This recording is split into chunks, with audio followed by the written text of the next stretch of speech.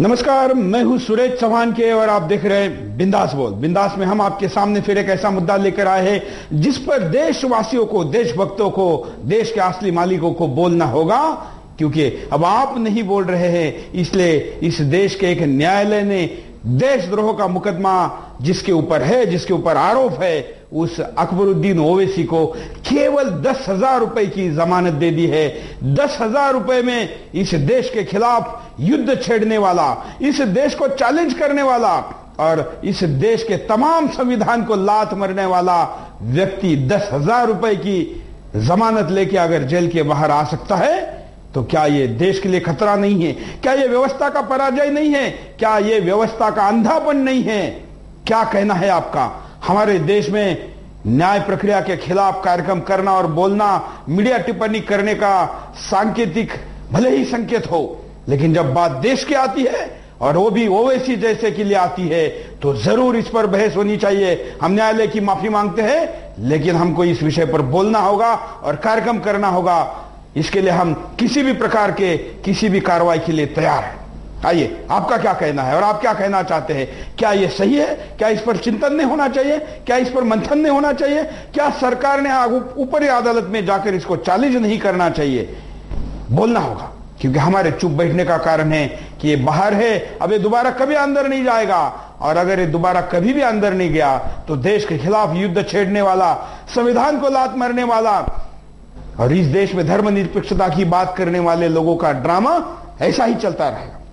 आइए, आपके कॉल लेने के पहले हम नजर डालते हैं मुद्दे पर।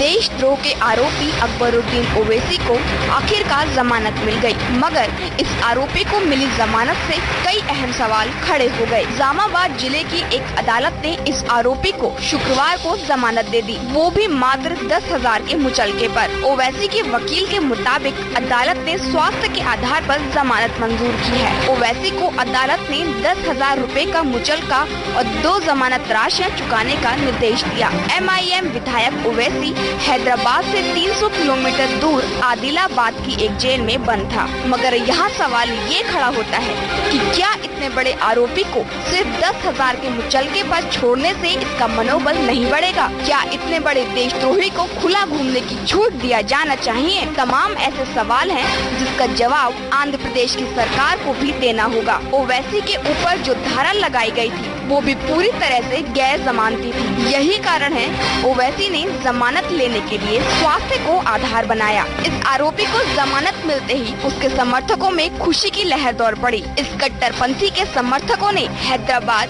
निजामाबाद और आसपास के शहरों में जमकर उत्पात मचाया और ओवैसी के समर्थन में नारे भी लगाए। ओवैसी को भले ही निजामाबाद की अदालत से जमानत मिल गई है, मगर भड़काऊ भाषण के मामले में निर्मल टाउन की एक अदालत में भी ओवैसी के खिलाफ मुकदमा चल रहा है। यहाँ से जमानत पाने के लिए ओवैसी को कड़ी मशक्कत करनी होगी। निर्मल टाउन में 22 दिसंबर को हिंदू देवी देवताओं को अपमान करने और राष्ट्र विरोधी भाषण देने के आरोप में ओवैसी को 8 जनवरी को गिरफ्तार किया गया था और तभी से वह जेल में बंद था। उसके खिलाफ ऐसा ही एक मामला 8 दिसंबर को निजामाबाद में भी दर्ज किया गया था। दोनों ही अदालतों में उसकी आवाज रिकॉर्ड की गई और CD को फॉरेंसिक जांच के लिए भेज दिया गया। हैदराबाद जिले के चांद्रियान गुट्टा विधानसभा क्षेत्र से विधायक ओवैसी देशद्रोह, देश के विरुद्ध युद्ध छेड़ने और लोगों के बीच विद्वेष फैलाने जैसे आरोपों का सामना कर रहा है।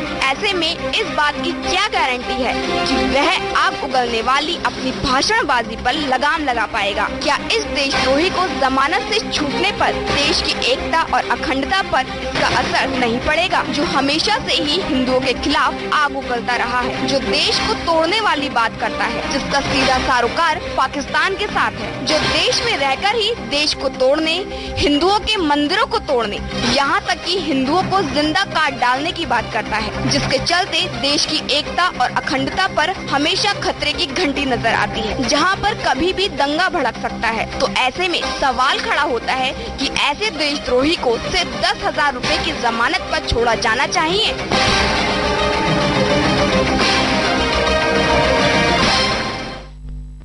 क्या है आपका इस विषय पर कहना? आप कॉल करके हमको बता सकते हैं, आप फेसबुक के द्वारा पोस्ट कर सकते हैं, आप www.sudarshannews.com इस साइट पर जाकर भी अपनी बात को रख सकते हैं। आपको किसी भी ना किसी तरीके से क्यों ना हो अपनी अभिव्यक्ति देनी होगी, क्योंकि आप नहीं बोल रहे हैं, ये इसी का परिणाम है। हमारे पास एक फोटो भी किसी ने सोशल नेटवर्किंग के द्वारा भेजा है, जिसमें राहुल गांधी और अकबरुद्दीन ओवैसी के बड़े भाई, जिसका जो भी ऐसे ही किसी आरोप में पिछले दिनों जेल में था, वो साथ बैठे हैं। क्या ये उसी की गुफ्तगू है? क्या ये सोशल मीडिया में चर्चा है? और इसका जवाब राहुल गांधी की तरफ से, कांग्रेस पार्टी की तरफ से, और MIM खैर इसका जवाब तो नहीं देगी, लेकिन फोटो अपने आप में बहुत कुछ इशारा कर रहा है।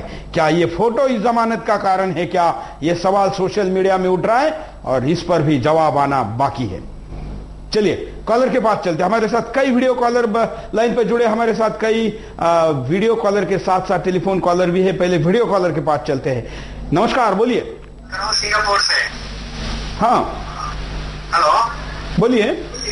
ऐसे देशद्रोही को कभी नहीं छोड़ना चाहिए, क्योंकि ऐसे स्टेटमेंट देंगे तो काफी लोगों को उत्साह मिल जाएगा।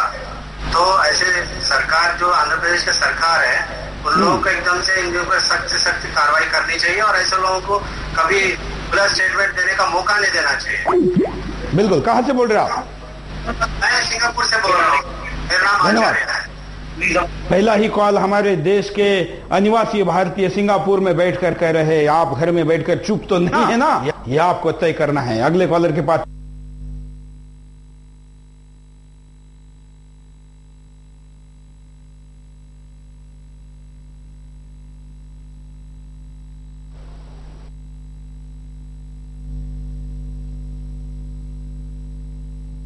कॉलर से संपर्क अगले कॉलर के पास भी जाएंगे, आप भी कॉल कर सकते हैं, अपनी बात को रख सकते हैं। नमस्कार, बोलिए। नमस्कार। हाँ, ये निजी मुचलके पे 10,000 का जमीन भर के 100 करोड़ को काटने वाले 15 मिनट में उस देशद्रोही व्यक्ति को, जो न्यायिक प्रक्रिया में जो पुलिस का रवैया है ना, इसमें आंध्र प्रदेश जो केंद्र में भी कांग्रेस है, आंध्र प्रदेश के गृह मंत्री के हाथ के नीचे की पुलिस, जिसको उन्होंने हिजड़ा कहा था, उन्होंने इस केस को ज्यादा गंभीरता से लिया नहीं लगता है, नहीं तो अन्यथा 10 साल तक सड़ना बनता है ये व्यक्ति। इतना उसने तो बड़ा देश के सामने एक खड़ा कर दिया है।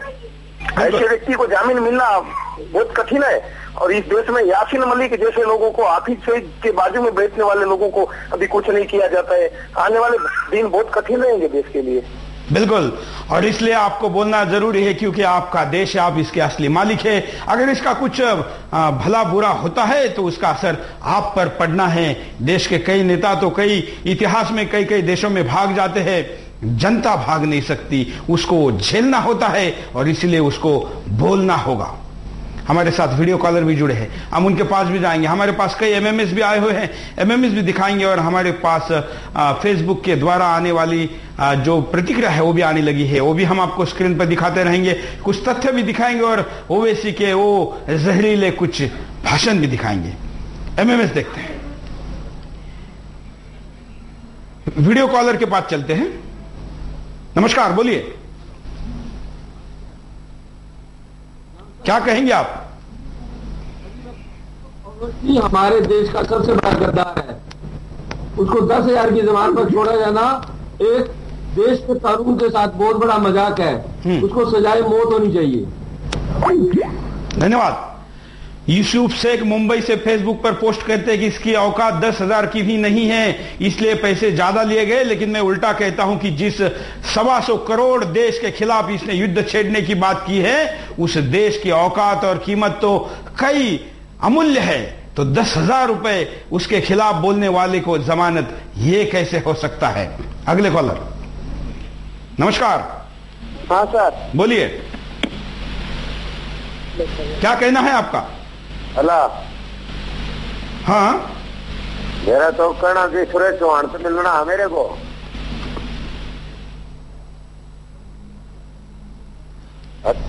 बोलिए आप। न्यू कहना जी, मोहम्मद गौरी जी, पृथ्वी चौहान थो। अने तो कांग्रेस ने कदेगा धोखो दियो और तीसरा मुसलमाना ने धोखो दियो। धन्यवाद। मैं दर्शकों को बताना चाहूंगा, मैं जानता हूं कि देश विदेश में बैठे हुए हमारे बंधु भी इस कार्यक्रम को देखते हैं, लेकिन गांव की वो लोगों की आवाज जो उठनी चाहिए, और इस देश में क्रांति तभी हुई है जब आवाज गांव से उठी है। हमारे किसी किसान भाई ने हरियाणा के किसी छोटे से गांव से कॉल करके ये बात कही है। उन्होंने शब्द कितने बोले, इससे भी ज्यादा जरूरी है कि उन्होंने हिम्मत दिखाई, हौसला दिखाया और टेलीफोन पर कॉल कर चैनल में अपनी बात को रखा है।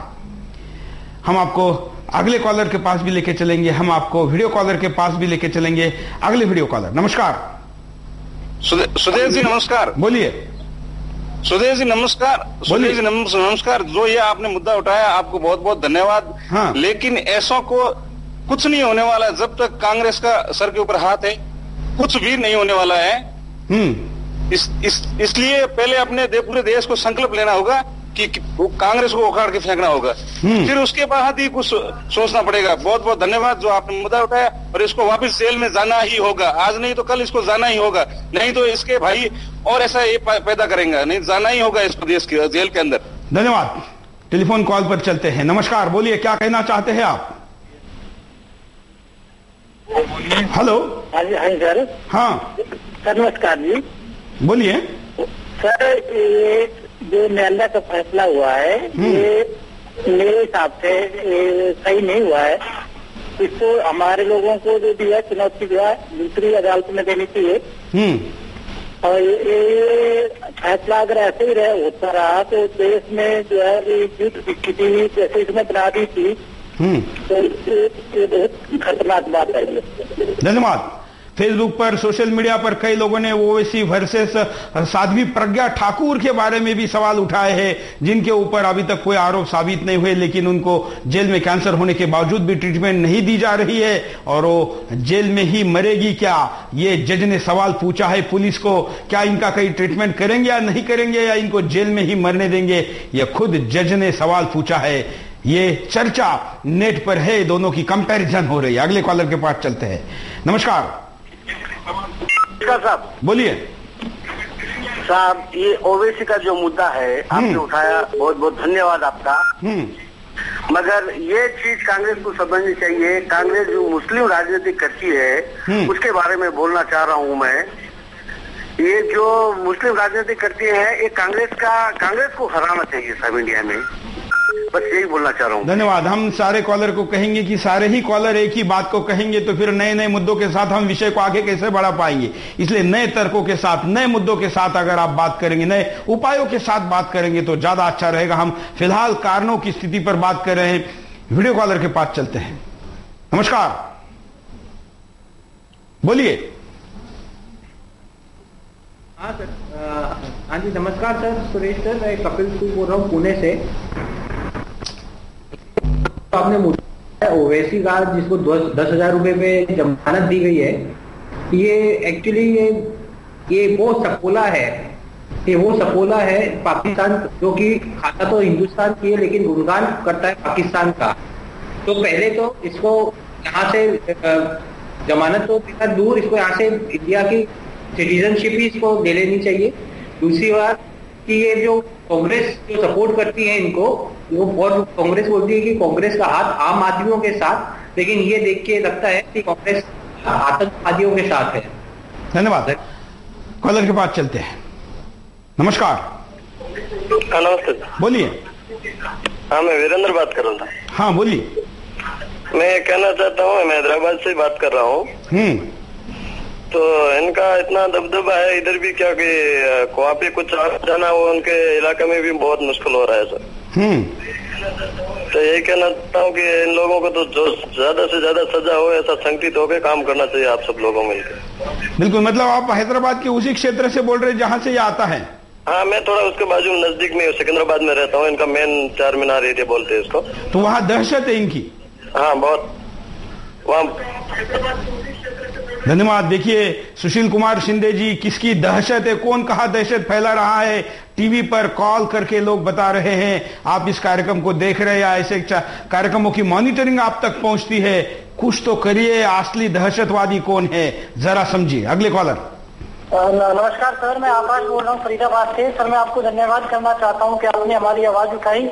सर ये देखिए, ये जो भगत सिंह, राजगुरु, सुखदेव जो देश को जोड़ने की बात करते हैं, उनको रातों रात फांसी दे दी जाती है और संघ को आतंकवादी कह दिया जाता है। भारतीय जनता पार्टी जो देश की इतनी समय से सेवा कर रही है, उसे आतंकवादी कह दिया जाता है।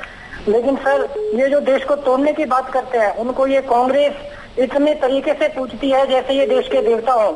और सर इसके लिए कांग्रेस ही जिम्मेवार नहीं, इसके लिए हम प्रत्येक हिंदू इसके लिए जिम्मेवार है। जब मोहम्मद गौरी आया तो हमने उसका स्वागत किया, अकबर को हमने पूजा, बहादुर शाह जफर को हमने पूजा। हम हिंदुओं की शालीनता ही हमारे लिए सबसे बड़ा दुश्मन है। अब समय आ गया है कि हमें जागरूक होना होगा, नहीं तो हमारे हिंदू देश में ही हिंदुओं का पतन होगा। कल भोजराज मंदिर में आपने दिखाया कि किस तरीके से हिंदुओं को जाने से रोका गया। तो धन्यवाद। हम आपको इसके कुछ भाषण दिखाते हैं, कैसे 100 करोड़ की और हे हिंदुस्तान कह के, हालांकि हमने इतना दिखाया सुदर्शन पर कि इसको जेल जाना पड़ा। अब ये बाहर आया है, इसको फिर अंदर जाना पड़ेगा कभी ना आने के लिए, या इसको हिंदुस्तान से बाहर निकालना होगा।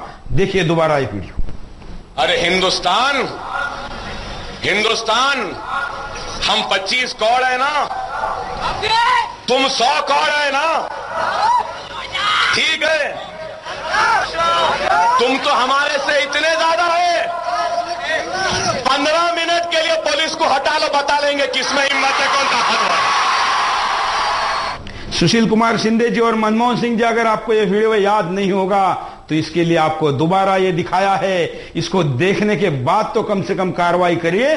किसी छोटी सी अदालत ने अगर कहीं से ये निर्णय दिया है तो ऊपर की अदालत में आपको जाना होगा। किरण कुमार रेड्डी को जाना होगा, आंध्र प्रदेश के सरकार को जाना होगा, या मैं कहूंगा कि कोर्ट ने, ऊपर वाली कोर्ट ने सो मोटो एक्शन लेकर इसके ऊपर कार्रवाई करनी चाहिए। कॉलर के पास चलते हैं। नमस्कार।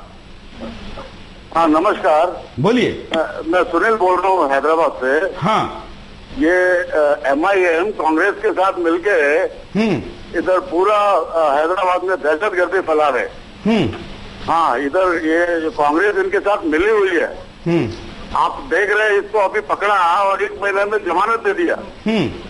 हाँ, इसको ऐसे छोड़ना नहीं चाहिए। ये आप जो सही बोल रहे सुशील कुमार शिंदे जी को देखना चाहिए कि कौन दहशतगर्दी फैला रहे हैं। बिल्कुल, धन्यवाद।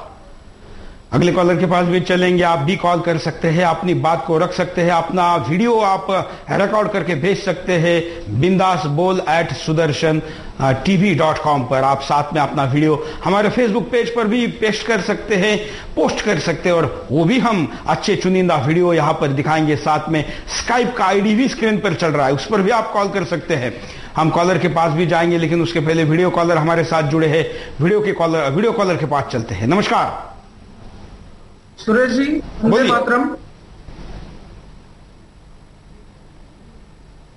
मेरा नाम मुकुल शुक्ला है और मैं मुंबई से बोल रहा हूं। बोलिए। बिंदास बोल के माध्यम से ऐसे राष्ट्रभक्ति के मुद्दों को उठाने के लिए आपका बहुत बहुत धन्यवाद। आज के विषय पर मेरा यह कहना है कि ओवैसी जैसे राष्ट्रद्रोहियों को जमानत मिलना इस बात की तरफ साफ इशारा है कि देशद्रोहियों और आतंकवादियों को इंसाफ दिलाने के लिए हमारे छद्म सेकुलरवादी नेता कितने बेचैन रहे।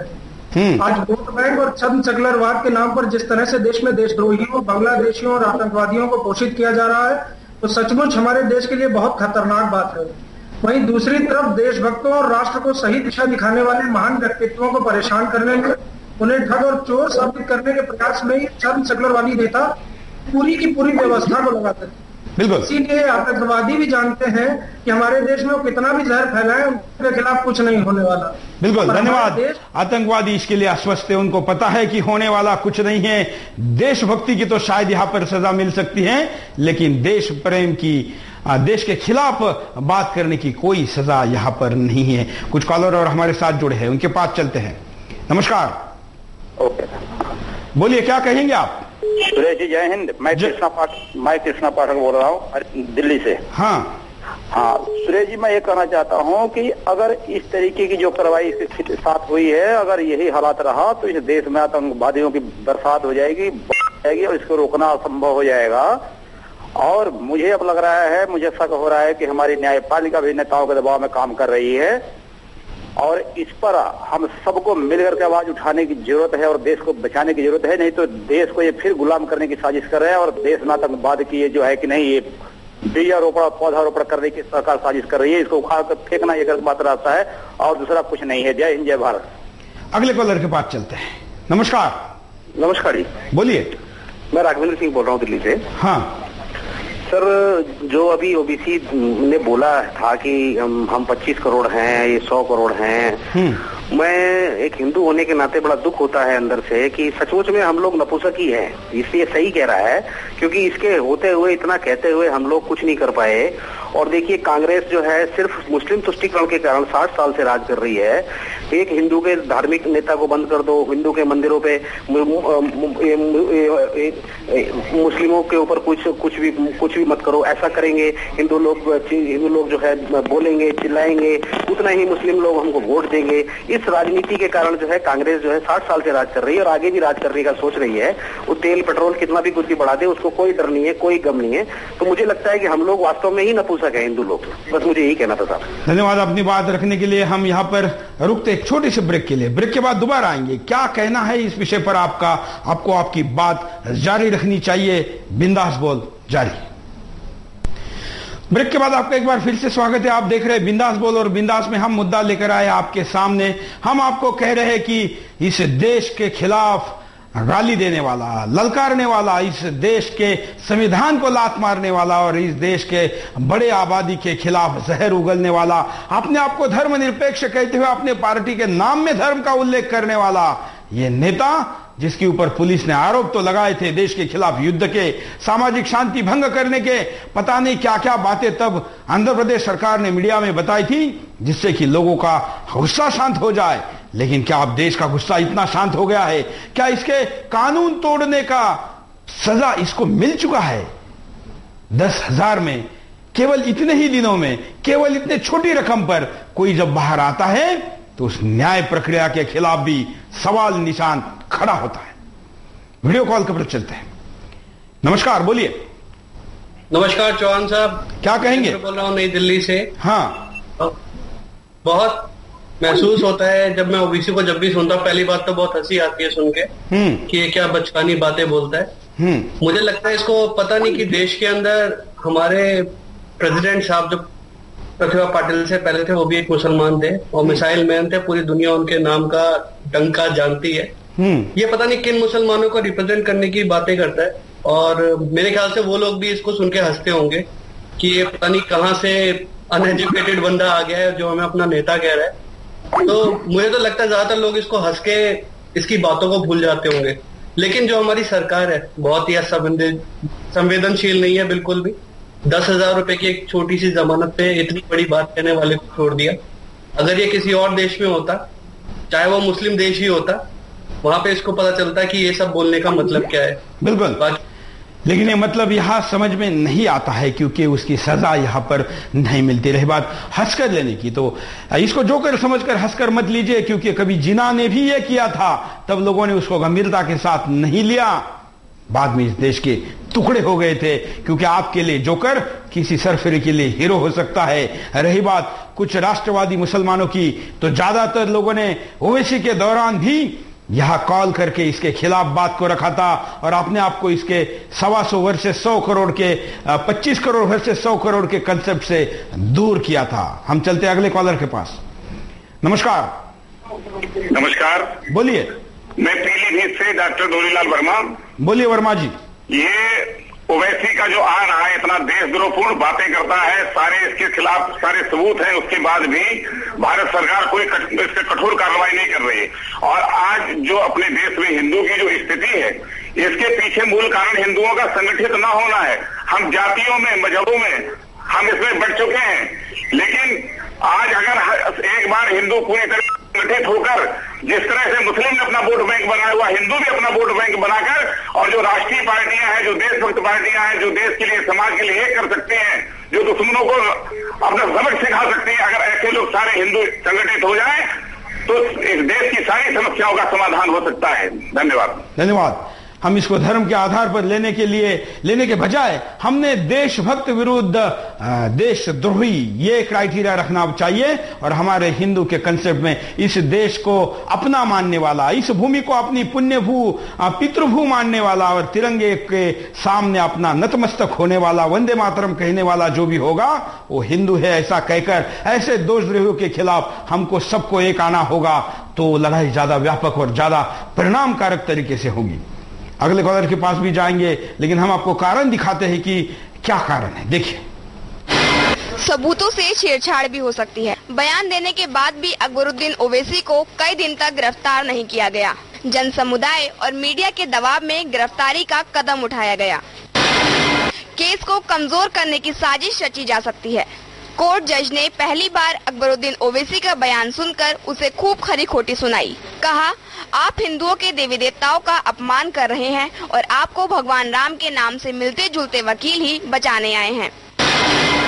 सरकारी वकील का केस को सही तरीके से ना रखना भी हो सकता है। जिस तरह से देशद्रोही ओवैसी को बड़े आराम से केवल 10,000 रुपए की जमानत पर छोड़ दिया, उससे तो लगता है कि कहीं न कहीं केस को कमजोर किया गया है। हैदराबाद प्रशासन का ढीला रवैया। हैदराबाद प्रशासन का शुरू से ही ढीला रवैया रहा है। इसी का नतीजा है कि देश के खिलाफ युद्ध छेड़ने की बात कहने वाला ओवैसी आसानी से छूट गया। आंध्र प्रदेश सरकार का ओवैसी के बयान पर कड़ा रुख ना दिखाना, ये बात तो शुरू से ही महसूस हो रही थी कि आंध्र प्रदेश सरकार कहीं न कहीं वोट बैंक की राजनीति कर रही है। ऐसे में ओवैसी का आसानी से छूटना कोई नई बात नहीं है। कॉलर के पास चलते हैं। नमस्कार सर। नमस्कार, बोलिए सर। राजकुमार शर्मा, सोनभद्र, रेणुकूट। बोलिए। जो खुलेआम मंच से कत्लेआम की बात करता है, देशद्रोही बात करता है, भारतीय लोकतंत्र का मजाक उड़ाता है, जिसके खिलाफ देशद्रोही होने का पूरा सबूत है, उसे जमानत दे दी गई। सर्वोच्च अदालत को अब स्वयं संज्ञान लेते हुए ऐसे देशद्रोही को जेल में डाल देना चाहिए। आज अफजल की फांसी का जो भी विरोध करता है, चाहे वो हिंदू हो या मुसलमान, वो भारत की न्याय व्यवस्था का सम्मान नहीं करता। उसे भारतीय कहलाने का और भारत में रहने का कोई अधिकार नहीं। 4 पंक्तियां कहना चाहूंगा सर। बिल्कुल। ये सदी रुसवाइयों के नाम कर दी जाएगी, जिंदगी हरजाइयों के नाम कर दी जाएगी। साथ अगर राष्ट्र का अब भी न दोगे दोस्तों, तो ये सरजमी सौदागरों के नाम कर दी जाएगी। वंदे मातरम। धन्यवाद। अगले कॉलर के पास भी चलते हैं। आप भी कॉल कर सकते हैं, अपनी बात को रख सकते हैं। नमस्कार सर।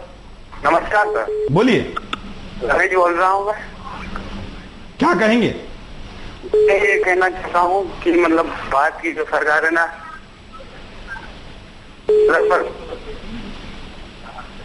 हेलो, शायद आवाज सही तरीके से नहीं आ रहा है। हम अगले कॉलर के पास भी जाएंगे। हमारे साथ कई कॉलर जुड़े हुए, लेकिन उसके पहले हम आपको दिखाते हैं कि ये कसाब को बच्चा कैसे कहता है। देखिए, क्या नाम वो बच्चे का? खसाब। हाँ, अजमल खसाब। अजमल खसाब को फांसी पे लटका दिए। अजमल खसाब को फांसी पे लटकाए, क्यों लटकाए? ये सवाल पूछता है कि अजमल कसाब को क्यों लटकाया। इसके तरह ही उसको भी 10,000 के मुचलके पर बाहर छोड़ना चाहिए था। उसको कैसे लटकाया, ये इसका सवाल है। और इसका सवाल का जवाब सरकार ने इसको 10,000 में जमानत देकर दे दिया है। आपका क्या सवाल है, आपका क्या जवाब है, ये यहां पर जरूरी है, क्योंकि इसके तो सवालों के जवाब मिल रहे हैं। इसके आरोपों की बात हो रही है, इसकी मांग को पूरा किया जा रहा है, लेकिन आप चुप है, आप कोई मांग नहीं करते, और इसीलिए ये कुछ भी बोलने के लिए खुला है। और अब तो जेल के बाहर भी आ चुका है। हो सकता है कि इसकी बहुत बड़ी शोभा यात्रा निकालकर जंगी स्वागत किया जाए और वो लोगों को डराया जाए, जैसे कि थोड़ी देर पहले हमारे हैदराबाद के किसी भाई ने कहा था कि ये वहां पर दहशत फैलाता है। सुशील कुमार जी को ये नहीं दिखता। हम आपके पास वीडियो कॉलर को भी लेकर आएंगे, लेकिन एमएमएस हम आपको दिखाना चाहेंगे। अभी जैसा हमने अभी सुना है कि जो अभी उसने हिंदुओं के खिलाफ जितना सारा जो भी उसने भाषण दिया हुआ है, उसके लिए मैं रिक्वेस्ट करता हूँ पब्लिक से कि ऐसे बंदे को बाहर नहीं होना चाहिए। अदरवाइज क्या है कि ये आम पब्लिक के लिए भी ये खतरा हो सकता है। इसलिए लोगों से ये गुजारिश हम करेंगे गवर्नमेंट से भी कि ऐसे आदमी को ज़्यादा समय तक बाहर न रखें। ऐसे हमारे हिंदू प्रथा को भी काफ़ी नुकसान होने वाला है, क्योंकि उसने डायरेक्ट ऐसे चैलेंज किया हुआ है कि नहीं, अगर वही हिंदुओं को चाहे तो बहुत लोगों को भी मार सकता है। इसलिए मैं रिक्वेस्ट करता हूँ यहाँ की पब्लिक से और यहाँ की गवर्नमेंट को, जो भी हमें गवर्न कर रहे हैं, कि वे ऐसे पब्लिक को, ऐसे आदमी को। वीडियो कॉलर, नमस्कार, बोलिए। हेलो सर, नमस्कार जी, सुरेश जी नमस्कार। बोलिए बोलिए। मैं साउथ अफ्रीका से बोल रहा हूँ, मोहन सिंह। बोलिए मोहन जी। सर, इस जैसे देशद्रोही आदमी को और जितने भी अलगाववादी है, इस तरह के जो नेता लोग हैं, जो मुस्लिम नेता लोग हैं, जो उनको तो सीधा जेल में रखना चाहिए, नहीं तो बाहर रखेंगे तो ये देश के लिए बिल्कुल बहुत ही खतरा है सर। और धन्यवाद। अलगाववादी किसी भी धर्म का हो, उसको बाहर रखना चाहिए, भले वो नाम बदल कर रहने वाला महेश भट्ट जैसा हो, उसको भी बाहर रखना चाहिए, और ऐसे सारे लोगों के ऊपर कार्रवाई होनी चाहिए।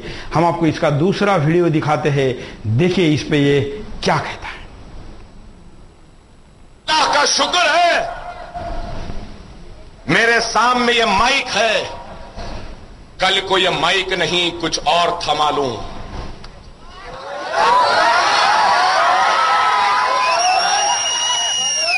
तो हिंदुस्तान की 1000 बरस की तारीख में दुनिया ने उतना खून खराबा न देखा होगा जो खून खराबा इस मुल्क में हो जाएगा। ये इस देश के मर्दों को चैलेंज है, लेकिन शायद जहां मर्द बैठने चाहिए, जिन्होंने एक्शन लेनी है, वहां वो नहीं बैठते, इसलिए ये चैलेंज को स्वीकारने के लिए सरकार का कोई मर्द सामने नहीं आया है। ये दुर्भाग्य के साथ कहना पड़ रहा है, ये सच है और दुखद है। अगले कॉलर के पास चलते हैं। नमस्कार। जैन सर। बोलिए सर, मैं मोहित कुमार बोल रहा हूँ, हरियाणा से। हाँ सर, मैं ये कहना चाहता हूँ, ओवैसी कोई पूछे कि हमें सिर्फ 5 मिनट दे दिए जाए, तो ओवैसी को पता लग जाएगा कि 100 करोड़ भारतीयों में इतना दम है कि 500 करोड़ मुसलमानों को दफना सकते हैं हम लोग। हमने इस तरीके से बात नहीं करनी चाहिए। जो ओवैसी चाहता है हिंदू मुस्लिम विरुद्ध 25 करोड़ विरुद्ध 100 करोड़ की बात हो, ये ओवैसी का इरादा है। उसके पीछे जो विदेशी हाथ है, जो इस देशद्रोही ताकतें हैं, वो यही कहना चाहती है। हम ओवैसी के काउंटर में उसकी ही भाषा ना बोले, बल्कि उसके 25 करोड़ में वो जो सारे मुस्लिम भाइयों को जोड़ता है, उनमें से वो बाहर आकर इसके खिलाफ बात करें, यही हमने कहना चाहिए। अगले कॉलर के पास चलते हैं। नमस्कार। बोल रहा हूँ। बोलिए, क्या कहेंगे? हाँ, बोल रहा हूँ सर।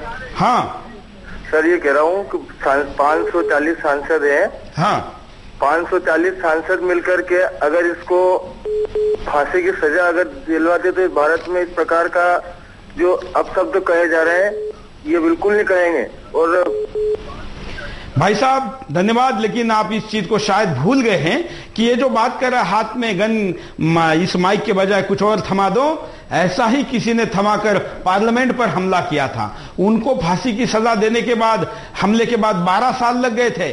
कोर्ट ने कई बार, 2 बार फांसी देने के बाद 8 साल लग गए थे। तो इसको तो अभी तो ये बोल ही रहा है, इसको फांसी और बाकी चीजें की संभावना तो नहीं दिखती, लेकिन एटलीस्ट ये जेल में डाला है। इसके ऊपर इसके सारे आरोपों की जांच करे बगैर इसको बाहर लाना कितना सही है, ये सवाल तो बनता है, और इस पर आवाज उठाना भी बनता है। हम आपको ये पुलिसों को कैसे नामर्द कहता है, ये वीडियो भी दिखाता है। 1000 क्या, 1 लाख क्या, एक और नामर्द मिलकर भी कोशिश कर ले तो एक को भी पैदा नहीं कर सकते।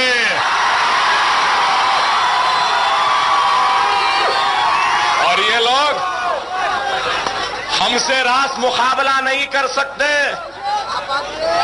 जब मुसलमान भारी पड़ा तो ये नामर्दों की फौज आ जाती है। जिन पुलिस के कारण, जिन सैनिकों के कारण, जिस फोर्स के कारण ये चैन की सांस लेता है, या खुद पुलिस की सिक्योरिटी में जब रहने की इच्छा जताता है, डर इसको जब लगता है, तब उसको वो हिजड़ने लगते। लेकिन जब वोट चाहिए, लोगों को भड़काना है, तब इसी फोर्स को ये हिजड़ों की फौज कहता है। और उसी में से कुछ लोग इसको गिरफ्तारी को जाते हैं तो सलाम ठोकते हैं। ये एयरपोर्ट पर जब लंदन से आता है तो इसकी सिक्योरिटी करते हैं, इसको एस्कॉर्ट करते हैं, और अभी भी इसकी खातिरदारी होती है। इसके खिलाफ बोलना जरूरी है। कॉलर के पास भी जाएंगे, आप भी अपनी बात को रख सकते हैं। चलते कॉलर के पास। नमस्कार सर। नमस्कार सर। बोलिए सर, मैं धार एमपी से बोल रहा हूँ, बहुत साला के पास से सर। हाँ बोलिए सर, सुन पा रहे हो? हाँ हाँ सर, मैं भगत सिंह राठौर, गांव ताजपुर से। हाँ सर, मैं किसान हूँ। बोलिए सर, हम कल बहुत साला गए थे। सर, हमको पूजा नहीं करने दिया, हमको लाठीचार्ज करा सर। धन्यवाद। हम कॉलर को कहेंगे कि उस हर मुद्दे पर हम आवाज उठाते हैं। भोजशाला पर भी सुदर्शन ही एकमात्र चैनल था जिसने पूरी तरीके से इसको कवरेज दिया, लेकिन आज जो विषय चल रहा है इसी पर बात करें तो ज्यादा अच्छा होगा। हम अगले कॉलर के पास चलते हैं। नमस्कार। नमस्कार अंकल। बोलिए। मैं सुधांशु शर्मा बीकानेर से बोल रहा हूँ। हाँ, मेरा मानना है कि अफजल को फांसी पर दुखी होने वाले और परिवार के मानवाधिकारों की पैरवी करने वाले क्या ओवैसी के मामले में अब ऊपरी न्यायालय में जाएंगे? क्या कोई राष्ट्रवादी संगठन सरकार से ये मांग करेगा कि आतंकी अफजल का शव उसके परिवार को सौंपने से पहले वो परिवार से ये घोषणा करवाएं कि परिवार अफजल की कुकृत्य का समर्थन नहीं करता और संसद हमले के शहीदों के प्रति संवेदना व्यक्त करता है? यदि वे ऐसा नहीं करते तो उन्हें भी कोई सहूलियत देने का प्रश्न ही नहीं होना चाहिए, चाहे ओवैसी का मामला हो या आतंकी अफजल का। लगता है देश में कानून का राज सिर्फ ऐसे ही लोगों के लिए है। धार्मिक और देशभक्त लोगों के लिए तो पुलिस का डंडा है, जो धार के भोजशाला में कल ही देखने को मिला है। जय हिंद, जय भारत। वाह, ये हमारे 8वीं कक्षा में पढ़ने वाले कॉलर है और बहुत अच्छा कॉल करते हैं। हर बार इनका कॉल आता है। बहुत बार तो हम इसलिए भी नहीं ले पाते कि नए नए कॉलर को मौका देना होता है, लेकिन अच्छे तर्कों के साथ 8वीं कक्षा का इस देश का भविष्य जब बात रखता है तो बहुत अच्छा लगता है। और हम इस कार्यक्रम में कॉल करने वाले सबसे बेस्ट कॉलर का अवार्ड भी 18 तारीख को बिंदास बोल के देने वाले हैं। मैं इसी कार्यक्रम से घोषित करता हूं कि हम ये सुधांशु शर्मा बीकानेर, ये जो हमारे कॉलर है, इनको हम देते हैं 18 तारीख को दिल्ली में निमंत्रित है। हम यहाँ पर उपाय के परिणाम की तरफ भी चलते हैं। परिणाम अभी हमने देखे, हमने स्काइप के कॉलर भी देखे। हम अगला पैकेज देखते हैं। आज मेरी आवाज निर्मल में है। अगर यही आवाज, यही ताकत, यही आप जैसा जज्बा, यही आप जैसा ईमान, यही आप जैसा इत्तेहाद अगर 25 करोड़ मुसलमानों में आ जाए तो खुदा की कसम इस मुल्क के मुस्तकबिल को लिखने वाले का नाम मुसलमान होगा।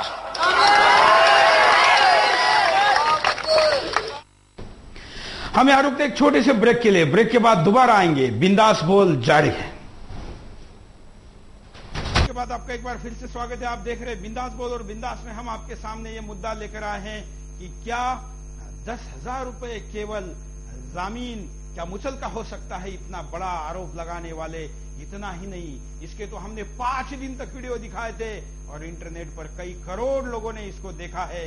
उसके बाद सरकार जागी और इसका अरेस्ट हुआ जब देशभक्तों का दबाव बना। लेकिन जैसे ही लगा कि देशभक्तों का दबाव हट चुका है, इसको बस 10,000 रुपए में बाहर निकाल दिया है। क्या है आपका कहना? अब तक के हर कॉलर ने, अब तक के सोशल मीडिया पर हर प्रतिक्रिया देने वाले ने, स्काइप कॉलर ने, सारे अभिव्यक्ति ने इसके खिलाफ बात की है। कोर्ट ने, जिन्होंने भी ये निर्णय दिया है, उन्होंने भी जनभावना का आदर करना चाहिए। पब्लिक क्राई की जब बात कोर्ट सुनता है, ये भी तो पब्लिक क्राई है। वीडियो कॉलर के पास चलते हैं। नमस्कार। नमस्कार सर, ये हम जानना चाहते हैं कि क्यों इसे बाहर किया गया है? ऐसा देशद्रोही होने के 10,000 के मुचलके पे क्यों छोड़ा जा रहा है? ये पूरा हिंदुस्तान जानना चाहता है। क्या कोर्ट भी दबाव में काम करती है क्या? धन्यवाद। से तो हर कोर्ट के विश्वसनीयता का भी सवाल है, क्रेडिबिलिटी का भी सवाल है, और लोग इस पर सवाल उठा रहे हैं। अगले कॉलर। नमस्कार, बोलिए, क्या कहना है आपको? सुरेश चौहान, बोलिए।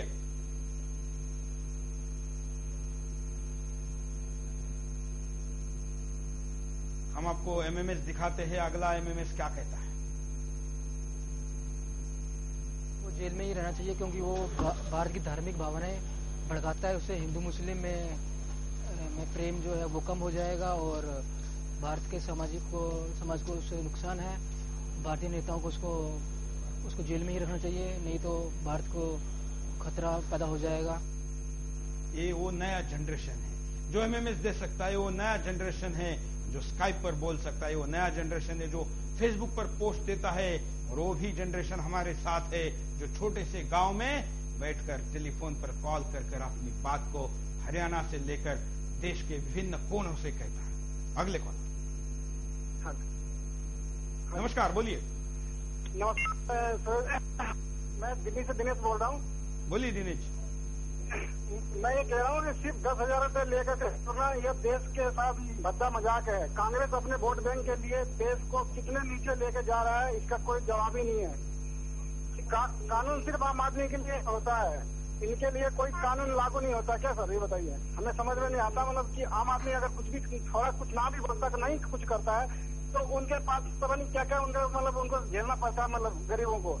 ये खुलेआम ऐसे मतलब कर रहे हैं, कानून मंत्री कर क्या रहे हैं समझ में नहीं आता है। इनके लिए कोई कानून ऐसे लागू नहीं हो रहा। 10,000 रुपए लेकर छोड़ दिया। हमें तो अभी मालूम है, जब मैंने यहाँ पे टीवी खोला तो मुझे मालूम है कि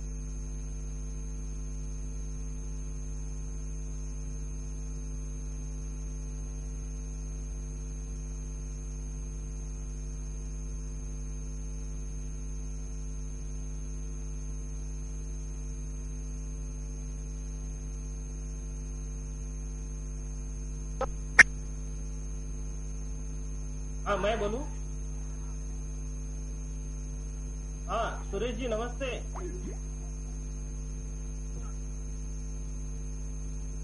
हाँ मुझे ये बोलना था कि जिंदाबाद, ये बहुत ही बढ़िया कार्यक्रम आपने रखा है। बहुत ही अच्छे मुद्दों को आप हमेशा लोगों के सामने लाते हैं। मैं ह्यूस्टन टेक्सास अमेरिका से बोल रहा हूँ। आपके चैनल को देखता हूँ। ओवैसी के मुद्दे पर मुझे ये कहना है कि ओवैसी या कोई भी मुस्लिम जो हाथ बढ़ाने वाली करते। धन्यवाद। हम आपको उपाय दिखाते हैं कि क्या उपाय हो सकता है। ओवैसी को देशद्रोह के मामले में कड़ी सजा मिले। वैसे तो ऐसा बहुत कम लगता है कि ओवैसी को कड़ी सजा मिल सकती है, क्योंकि जिस तरह से उसे केवल 10,000 रुपए की जमानत पर छोड़ा गया, उससे संदेह पैदा हो गया है। सरकारी वकील ईमानदारी से ओवैसी की हकीकत कोर्ट को बताएं। जिस तरह से ओवैसी को आसानी से जमानत पर छोड़ दिया, उससे लगता है कि केस को सही तरीके से जजों के सामने नहीं रखा गया। बुद्धिजीवी आगे आकर देशद्रोही ओवैसी को सजा के लिए दबाव बनाएं। देश में जिस तरह के हालात पैदा हो रहे हैं, उससे तो यही लगता है कि देश के राष्ट्रवादी लोग सोए हुए हैं। अगर आज भी ये राष्ट्रवादी नहीं जागे तो देश का एक और बंटवारा ज्यादा दूर नहीं है। आंध्र प्रदेश सरकार वोट बैंक की राजनीति के तहत काम न करे। अगर कांग्रेस सरकार अकबरुद्दीन ओवैसी जैसे देशद्रोहियों के साथ भी वोट बैंक की नीति अपनाएगी तो आने वाले वक्त में ये कट्टरपंथी कांग्रेस और देश के लिए नुकसानदायक होंगे। वीडियो कॉलर के पास चलते हैं। नमस्कार, बोलिए, क्या कहेंगे आप? सर मैं राजभवन बोल रहा हूँ हरिद्वार से। हाँ सर मैं बोल रहा हूँ कि हमारे देश में, भारत में मुस्लिम जितना सुरक्षित है, मुसलमान जितना सुरक्षित है, विश्व में कहीं पे भी सुरक्षित नहीं है। लेकिन ये ओवैसी जैसा व्यक्ति अपने चक्कर में बाकी के मुसलमानों के प्रति भी हमारे मन में ये भावना जागृत करने पे लगा है कि क्या वाकई में भारत का मुसलमान ईमानदार है अपने देश के प्रति। जी धन्यवाद। हमारे एक मुस्लिम भाई नियमित कॉलर है गुजरात के, उन्होंने जो जवाब दिया है जरा देखिए। पिछले बिंदास बोल में ये बात कही। सुरेश जी, मैं गुजरात से बोल रहा हूँ। मेरा नाम इकबाल अब्दुल्ला है सर। बोलिए इकबाल भाई, क्या कहेंगे? मेरा ये कहना है सर, मुझे अफसोस है हिंदुस्तान के मुसलमान के ऊपर कि अभी तक आपका कल से आप दिखा रहे हैं सर, किसी मुसलमान ने कल आपको फोन करके टिप्पणी नहीं की सर। बिल्कुल, ये जो वीडियो आप देख रहे हैं, ये वीडियो हमारे किसी बिंदास पिछले बिंदास बोल में आया था। मैं पूरा सुनाने के लिए कहूंगा, ऑडियो में इसको पूरा सुनाया जाए। कर दो तो उस 25 करोड़ में मैं मुसलमान भी आता हूँ, तो मैं क्या उसके बाप की मिलकत हूँ जो मुझे भी इस्तेमाल करना चाहता है। हम देशभक्त हैं, हम देशभक्त हैं। मैं मुसलमान हूँ, मैं अपने घर में मुसलमान हूँ, जब मैं घर से बाहर निकलता हूँ तो सबसे पहला मेरा धर्म में हिंदुस्तानी हूँ। और मैं ये कहना चाहता हूँ कि श्री राम के बारे में जो बोला है, आज मुसलमान जो हिंदुस्तान के हमारे नबी के बारे में कोई ऐसा बोल देता है तो सब रैलियां निकालते हैं, सब नगेड़ा कर देते हैं। तो राम को भी क्यों नहीं मानते हम लोग? वो भी हमारे हिंदुस्तान के हैं और वो भी एक सम्मान उस इज्जत के साथ नाम लो उनका। मैं ये कहना चाहता हूँ। बिल्कुल, ये हमारे गुजरात के एक मुस्लिम भाई है जो हमारे नियमित कॉलर है और उन्होंने इस बात को कहा और इस कॉल को कई लाख लोगों ने इंटरनेट पर देखा और हमारे कई मुस्लिम भाइयों ने भी इसका समर्थन किया। ओवैसी गाय के बारे में जो हम सबके लिए धर्म के ऊपर उठकर कितनी पवित्र है, उस गाय के बारे में ये क्या कहता है? माता हिंदुस्तान की पूरी हरियाली को छड़ देगी। एक भी जगह कोई हरा नहीं दिखेगा, सूखा ही सूखा रहेगा। मुसलमानों 2 साल तक मत खाए ना अगर हम, तो खुद ये लोग राखी हमारे दरवाजे पे बोलेंगे कि काट लो, खा लो।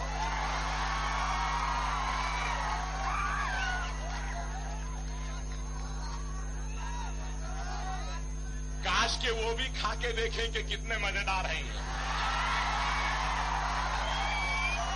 बदनसीब है, नहीं खा रही। हम क्या करेंगे? हम तो खाते आए हैं, बड़ा मजा आता है और मजे में कोई कॉम्प्रोमाइज नहीं भाई। मजे में कोई कॉम्प्रोमाइज नहीं है। गाय के मांस को खाते हुए ये कहता है कि मजा आता है और मजे में कॉम्प्रोमाइज नहीं है। इस देश में देशद्रोहियों के लिए कॉम्प्रोमाइज है और इसीलिए ये खुला है, जेल से 10,000 में बाहर आता है। कॉलर के पास चलते हैं। नमस्कार सर, मैं सरकार को संदेश देना चाहता हूँ कि वह राजनीति के मुद्दों में धर्म के प्रति कभी भी वो ना करे। जैसे हमारे अयोध्या है, भोजशाला है, ऐसे बहुत सारे मुद्दे हैं सर, उसमें राजनीति बिल्कुल ना करे सर। उसके लिए सरकार जिम्मेदार रहेगी। धन्यवाद। और इस देश की सर्वोच्च जिसको हम श्रद्धा का स्थान कहते हैं, प्रभु श्री राम, उनके मां के बारे में इन्होंने कितने गंदे शब्दों का उच्चार किया था। कौशल्या मां के बारे में देखिए।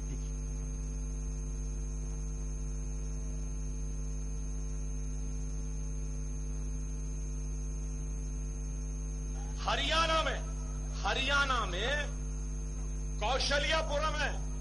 कौशल्यापुरम सुनो जरा बच्चों, हरियाणा में कौशल्यापुरम है। वहां के लोग बोलते हैं कि हिंदुस्तान में हिंदुस्तानी तहजीब है, रिवायत है कि एक औरत अपने पहले बच्चे को जन्म देने से पहले मैके को जाती है और मैके में जन्म देती है। हमारे पास भी अरे पहला बच्चा है, आ जाओ बोल के घर में बुलाते हैं। है भाई, है एक हिंदुस्तानी तहजीब है, हिंदुस्तानी तहजीब है। इसी तरीके से हरियाणा कौशल्यापुरम के लोग बोलते हैं कि कौशल्या वहां की थी। कौन कौशल्या? राम की मां, दशरथ की बीवी। और वहां के लोग बोलते कि कौशल्या हिंदू तहजीब के हिसाब से मैके को आई थी हरियाणा को, कौशल्यापुरम में, और राम वहां पैदा हुए। 3 पुजारियां बोल रहे हैं अयोध्या में, यहां। अरे अडवाणी, वाजपेयी, उमा भारती, मोदी, बता आखिर राम की मां कहां गई, किधर जन्म दी?